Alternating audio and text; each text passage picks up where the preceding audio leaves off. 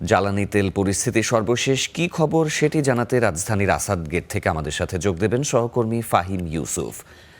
ফাহিম, যে পেট্রোল পাম্পে আসলে আপনি অবস্থান করছেন সেখানকার কি পরিস্থিতি দেখা যাচ্ছে? দীর্ঘ যানবাহনের সারি রয়েছে কিনা, আর পেট্রোল পাম্পগুলোতে যে পরিমাণে সরবরাহ অনুযায়ী তেল দেওয়ার কথা সেটি কি তারা পাম্প থেকে পাচ্ছেন?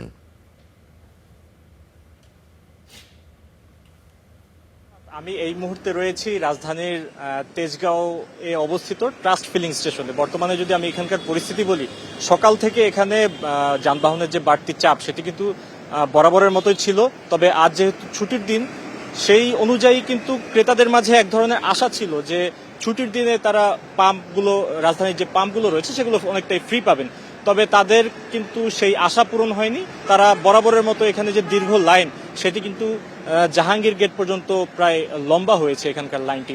তবে শুধু ট্রাস্টের এইখানকার যে অবস্থা শুধু এমনটা নয়, রাজধানীর অন্যান্য যে সকল পাম্পগুলো রয়েছে সবগুলোতে প্রায় একই অবস্থা। তবে ক্রেতাদের সঙ্গে আমরা যেটি কথা বলে জানতে পেরেছি যে বেশ কিছু পাম্পে তারা অভিযোগ করছেন যে তাদের কাছে তেল থাকা সত্ত্বেও, বাড়তি তেল থাকা সত্ত্বেও কিন্তু তারা এই যে পাম্প বন্ধ করে রেখেছেন এবং তারা তেল দিচ্ছেন না, এমন অভিযোগ কিন্তু ক্রেতারা করছেন। তবে ক্রেতাদের মাঝখানে যে বাড়তি ভোগান্তি সেটি তো বরাবরের মতোই আমরা দেখতে পেয়েছি।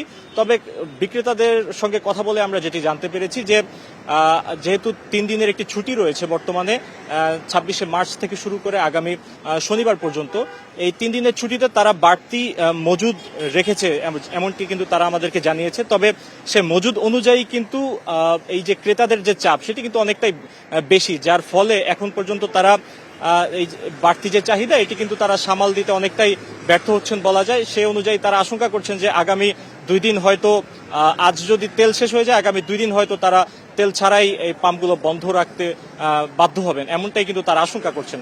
এই ছিল আমার কাছে জ্বালানি তেল পরিস্থিতি নিয়ে সর্বশেষ। ফাহিম, আপনাকে ধন্যবাদ।